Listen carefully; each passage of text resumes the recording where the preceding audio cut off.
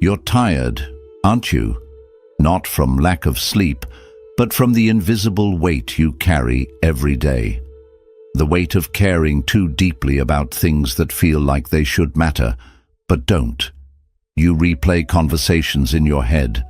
You wonder if they liked you, if you said too much, if you're being judged right now by people who barely know you. Somewhere along the way, the need to be understood became a prison, and the more you try to fix it, the more exhausted you feel. But what if the problem was never out there? What if the storm isn't in your life, but in your mind, and it only keeps raging because you won't stop feeding it? Today, we're stepping into a truth most people spend their entire lives running from. It's uncomfortable, it's confronting, but it's also the doorway to something rare, a kind of peace that doesn't come from controlling the world around you, but from finally letting it go. So stay with me. Don't just watch, listen.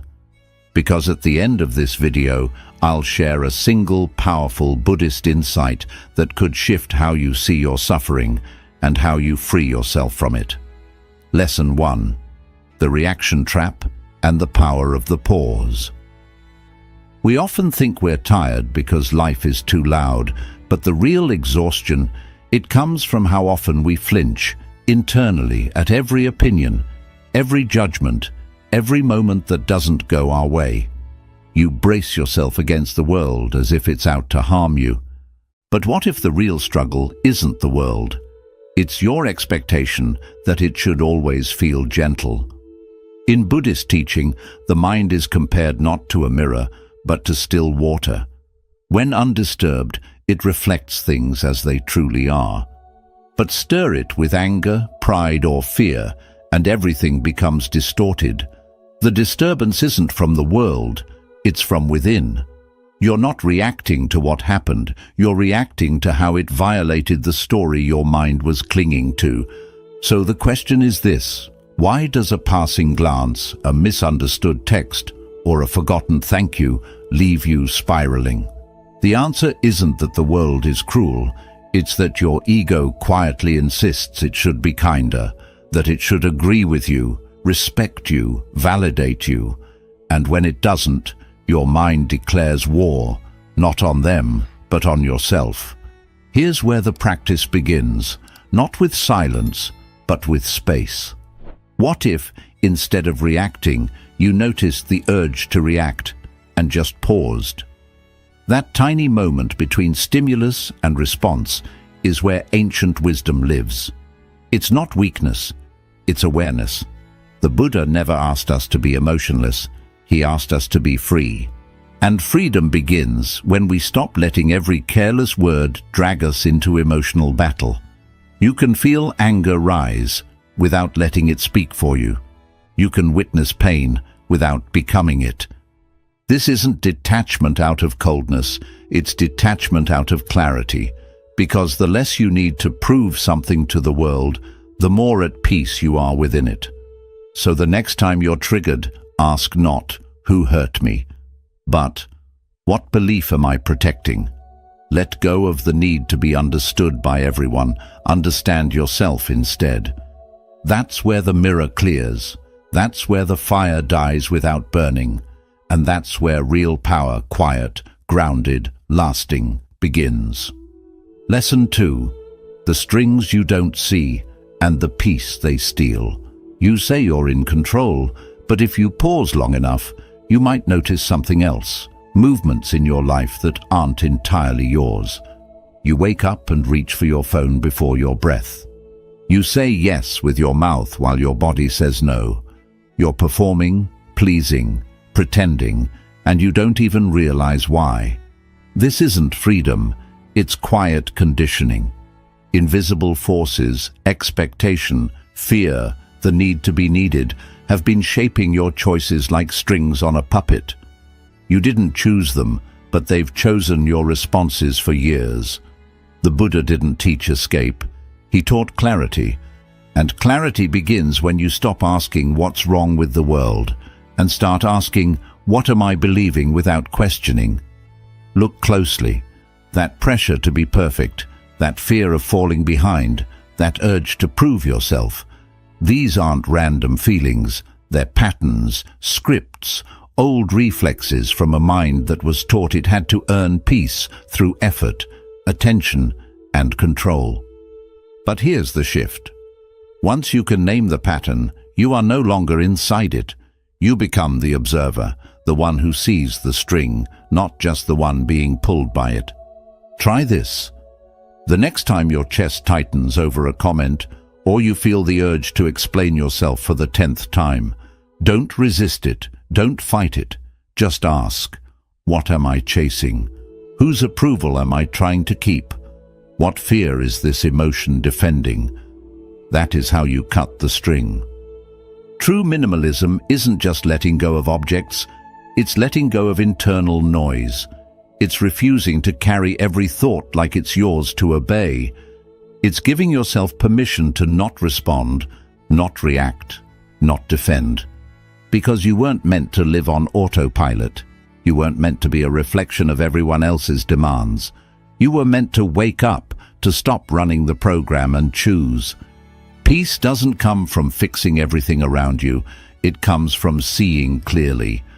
And once you see the string for what it is, just a thought, just a fear, just a habit, you're free to let go. You're not broken, you're bound. And you don't need to be more, you need to be less entangled. Let go of the performance. Let go of the pressure. Let go of the illusion that you must be everything to be enough. You are already whole beneath the strings. You are not the puppet, you are the hand that can finally gently put down the script. Lesson 3. The art of letting go, where real peace begins. We live as if holding tighter will save us, as if gripping to people, plans, and perceptions will somehow guarantee peace. But the harder you hold, the more life resists. It's like trying to catch wind with closed fists. You just end up tired, tense, and empty. Have you ever wondered why you feel so drained, even when nothing dramatic is happening? It's because your mind is always clutching to outcomes you can't control, to the fear of being misunderstood, to the endless weight of needing to get it right. Buddhist wisdom doesn't promise a perfect life. It invites you to stop demanding one, because suffering isn't found in what we lose, it's born in the grip that refuses to let go. The truth is uncomfortable. You don't need to fix every misunderstanding. You don't need to prove your heart to people who've already decided who you are. You don't need to make everyone happy. That's not your burden. It never was. What if peace isn't something you earn by getting everything right, but something that naturally appears when you stop trying so hard? Imagine your mind as an open sky, and every worry, every judgment, every expectation is a balloon you're clinging to. One by one, let them go. Watch what happens. The sky doesn't collapse, it clears. Letting go doesn't mean you stop caring. It means you care wisely. It means you choose where your energy flows and what truly deserves it. You don't have to shrink your heart, only your attachments. Start with small rebellions. Don't chase every notification. Don't answer every critic. Don't explain your soul to those who only hear noise. Protect your stillness like it's sacred, because it is. Ask yourself gently, what story am I still gripping today? Who am I trying to impress? What am I afraid will happen if I just let go? The answer is not collapse. The answer is clarity. Because when the need to control dissolves, your natural state, peace, returns. Not as a reward, but as a remembering. You were never meant to carry so much. Not every burden is yours. Not every opinion is truth. And not every outcome needs your control to unfold. Let go, not out of weakness, but because your soul is tired of gripping. Let go, not to escape life, but to enter it more fully. That's the shift. And that's where peace no longer visits, it stays. Lesson 4. The shift that sets you free. There's a moment, small but powerful, when something inside you whispers, wait, maybe I'm not my thoughts, and everything begins to change. You've spent years believing every word your mind says, that you're behind, that you're not enough, that you must fix, prove, earn, chase. And so you do. You run in circles inside your own head, mistaking the noise for truth, the storm for self. But here's the shift. You are not the storm. You are the sky that holds it. In Buddhist wisdom, this is where freedom begins. Not by controlling your thoughts, but by seeing them clearly. Thoughts will come. Doubts, fears, judgments. They arrive like weather, but weather is not the sky, and thoughts are not you. Next time anxiety tightens its grip, try this. Don't say, "I am anxious." Say, "Anxiety is present." Don't say, "I'm failing." Say, "The mind is telling a failure story." That one change turns chaos into clarity, because once you stop identifying with every mental twitch, you stop reacting like your life depends on it. You stop arguing with shadows. You start witnessing instead of absorbing. This is the essence of mindfulness, not silencing your thoughts, but watching them drift by, without boarding everyone like it's a train to your truth. The mind will say, "They don't respect you." The mind will say, "What if it all falls apart?" The mind will say, "You're not good enough yet." Let it speak. But don't make it your voice. You're not here to solve every thought. You're here to stop letting them run the show. Most thoughts are just echoes of fear, of memory, of stories that were never yours to carry. When you see that, they lose their grip. Clarity is born not when your mind goes quiet, but when you stop believing every sound it makes. So next time your mind spins, do nothing but observe. Watch the story play out like a movie. Breathe, smile, let it pass. The sky never panics when the clouds gather. It simply waits, and then it clears. This is not cold detachment, it's wise compassion. You're not withdrawing from life, you're withdrawing from the illusion that every passing thought deserves your energy. And as this practice deepens, something beautiful happens. You stop drowning in the waves, because you remember, you are not the ocean, you are the sky, still, open, unshaken. You don't need to silence your mind. You only need to remember, you were never the storm. You are the one watching it pass. Lesson 5. The discipline of doing less. You're not exhausted because you're doing too much. You're exhausted because too much of what you're doing doesn't mean anything. Your time is being traded for tasks you don't believe in, conversations that drain your spirit, and distractions that feel urgent but leave you feeling hollow. Buddhism doesn't romanticize the hustle. It honors stillness, presence, and intentionality. The Buddha once said, "Better than 1,000 hollow words is one word that brings peace." The same is true for your days. One act done with full attention holds more power than a dozen half-hearted efforts. Imagine your life like a bowstring. Every responsibility, every worry, every distraction pulls on that string. But if your aim is scattered, if you're firing off arrows in every direction, nothing truly lands, nothing goes deep, and your peace gets pulled apart in the process. The truth is, distraction isn't just killing your productivity, it's stealing your presence.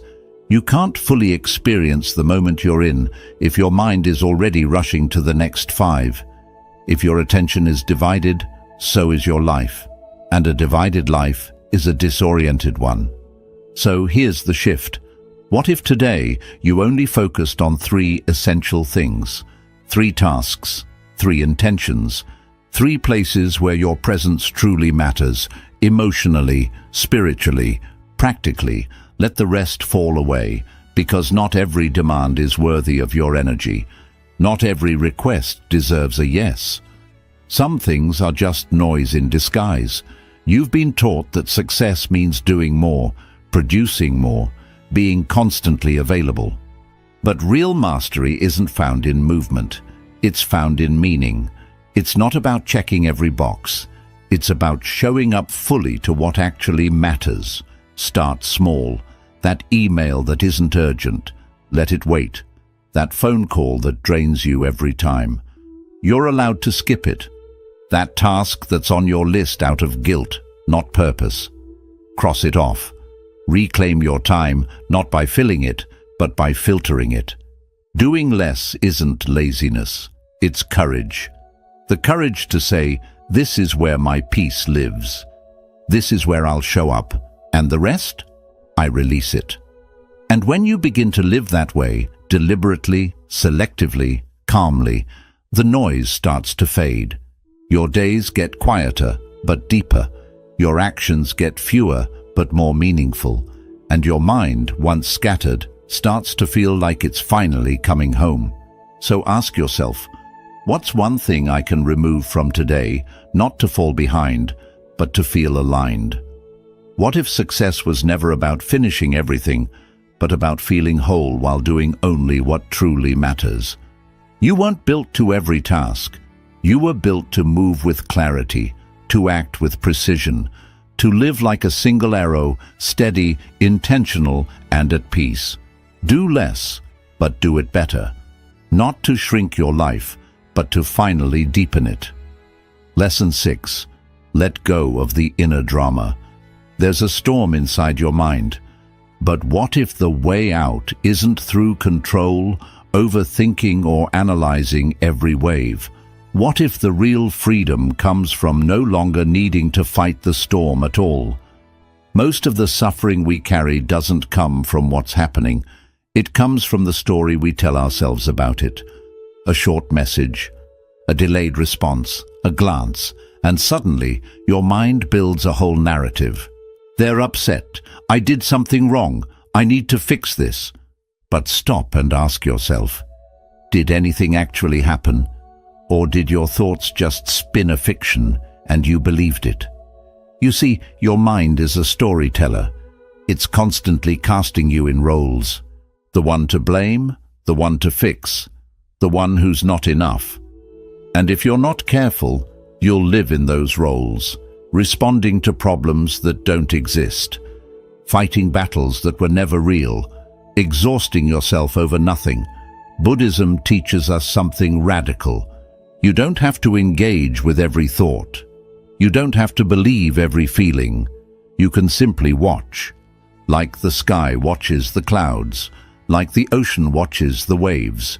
The next time your mind starts spinning, pause. Don't react. Don't solve. Don't feed the drama with more thinking. Just step back and observe. Ask yourself gently, is this real, or is this just a mental movie I'm watching? That one question can create space, and space is everything. In that space, you reclaim your peace. You shift from being the actor trapped in the script to the quiet witness who doesn't need to participate. You don't have to fix everything to be okay. You don't need the world to align with your expectations to feel grounded. In fact, the moment you stop needing it to, your peace becomes unshakable. Here's your practice. Let go of one inner drama today. Just one. The loudest one. The one that's stealing your attention. Let it play without reacting. Watch it without joining the story. You'll be surprised how quickly it loses power when you stop giving it energy.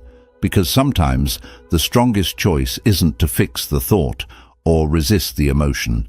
Sometimes the strength is in doing nothing at all.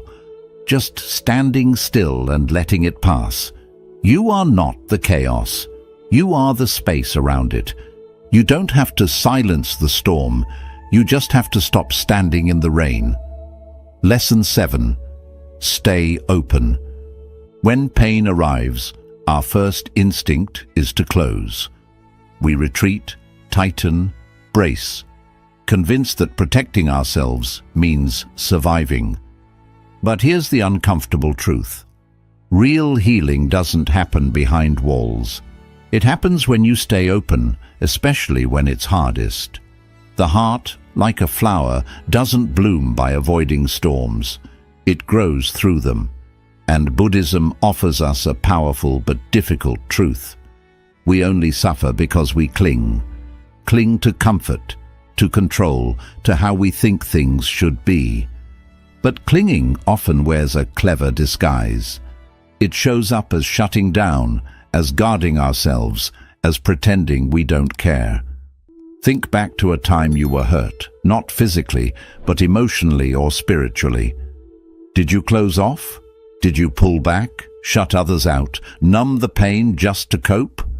That's human. But it's also where deeper suffering begins. Because what we resist persists.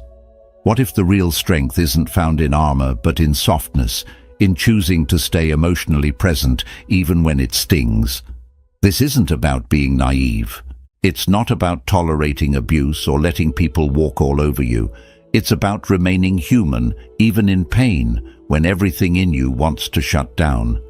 When you feel that tightness in your chest. Pause. Breathe. Don't run from it. Don't numb it. Ask yourself gently, what am I closing right now, and why? Is it fear?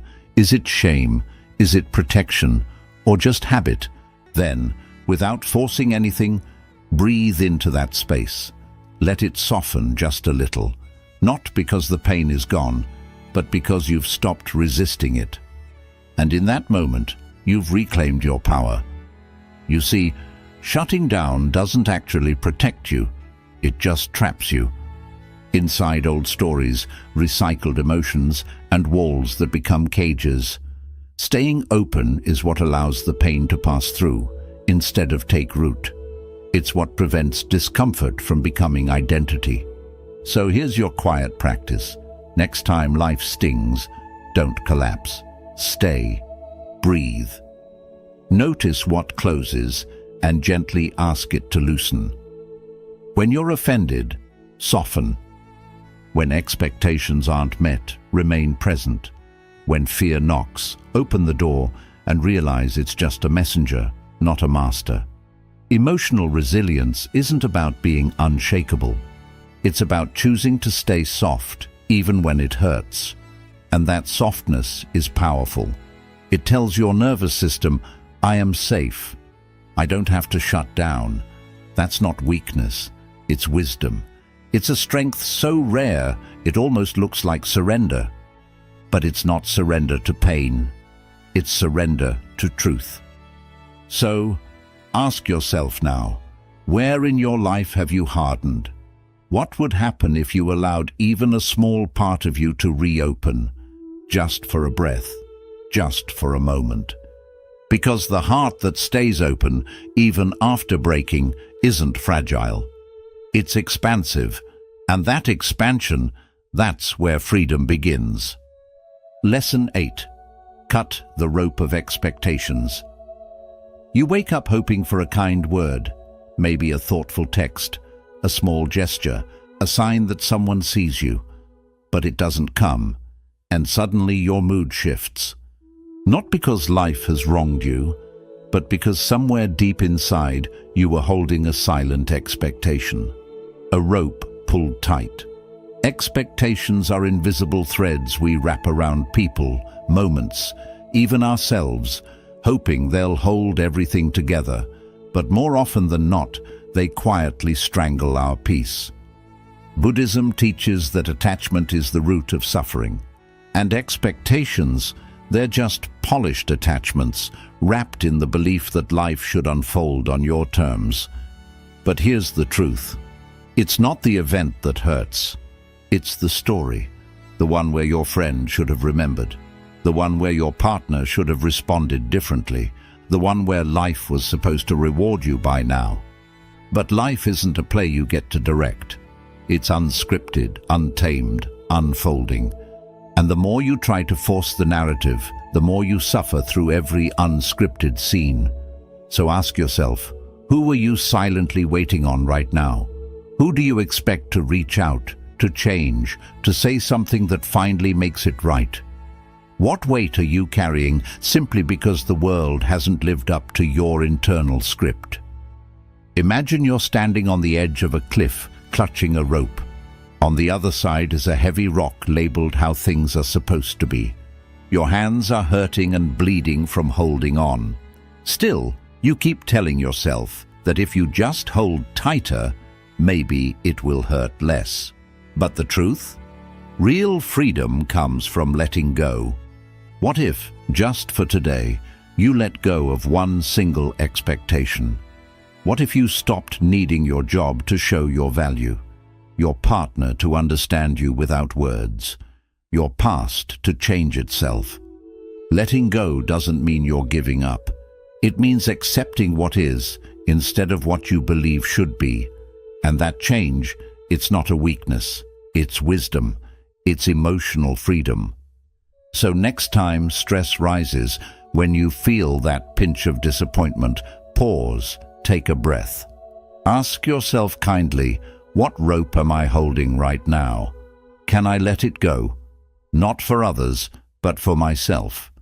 Because each rope you release is one less knot tied around your peace. Here's a quiet truth that most people never say out loud. Peace doesn't come when everything goes perfectly. It comes when you stop expecting that it must. Say this with me now. This moment is enough. I am enough. They are enough, just the way they are. And maybe, just maybe, the rope you let go of today is the same one that's been blocking your joy for far too long. Reclaim your attention.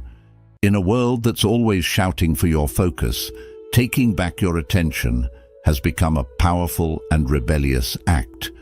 Your attention isn't just something passive. It's a real force, like light.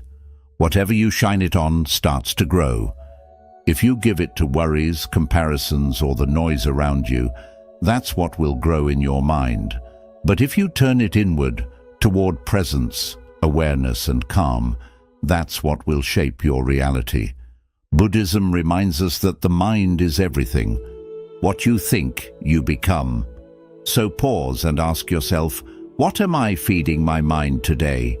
Is it truth or noise, peace or poison? The modern world is loud. Notifications, news, opinions, they don't stop. You get pulled in every direction before your feet even touch the floor.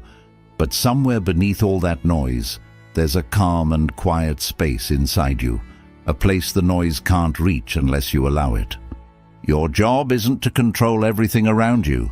It's to keep returning to that quiet space again and again. Focus is your true superpower. Not just for getting things done, but for staying peaceful. Because when you guide your attention, you take back your energy, your path, your life. And it all begins with letting go. Unfollow what drains your spirit. Mute what takes your focus away. Release anything that pulls you away from your true path. This isn't just about cleaning up your digital space. It's about clearing your mind. When you stop feeding the noise, your own voice becomes clear again. But don't think it will be easy. Attention is like a muscle, and like any muscle, it gets weaker when you don't use it. Distraction is the default setting. Awareness takes effort and training. The moment you catch your mind drifting, you get to choose. Keep floating away or gently bring it back, not with pressure, but with presence. This isn't about doing it perfectly. It's about showing up and practicing. The more often you return to the present moment, the more steady and grounded you feel. Over time, the noise is still there, but it doesn't control you anymore. You stop chasing every thought. You stop drowning in every wave. You stay centered. Ask yourself right now, where is my attention going? Is it helping me grow or just keeping me busy? Is it feeding my anxiety or building my peace? The world gains from your distraction, but your soul grows in your attention. When you decide what to focus on, you decide what kind of life you're creating. Because here's the truth, you're not without power. You're just unfocused. Take back your attention and you take back your life. In the quiet beneath all the noise, your true power is waiting. Conclusion. You've made it this far, not just through a video, but through a journey back to who you really are. Because that's what this is truly about. Not learning something brand new, but remembering something ancient, something deeply true. That peace you've been searching for, it's not out there. It's not in the next success, the next apology, or the next version of yourself. It's right here, in this breath, in this moment, in your power to choose where your attention goes, which thoughts you follow, and which stories you let go. You don't need to fix your whole life to feel peaceful. You just need to return to your awareness, again and again. So when the world feels too loud, when your mind pulls you in every direction, pause. Take a deep breath. And remember, you are not the noise. You are the calm underneath it. And if this message touched something inside you, share it. Let someone else hear what their heart might be longing for. Drop a comment below. What was the one insight from this video you needed most today? Your words could be exactly what someone else needs to hear too. And if you haven't yet, hit subscribe. Because this journey isn't ending. It's just getting started. Together, we're creating a space for stillness in a world that keeps on spinning. Until we meet again, stay grounded, stay open, stay here. You are not the storm. You are the sky.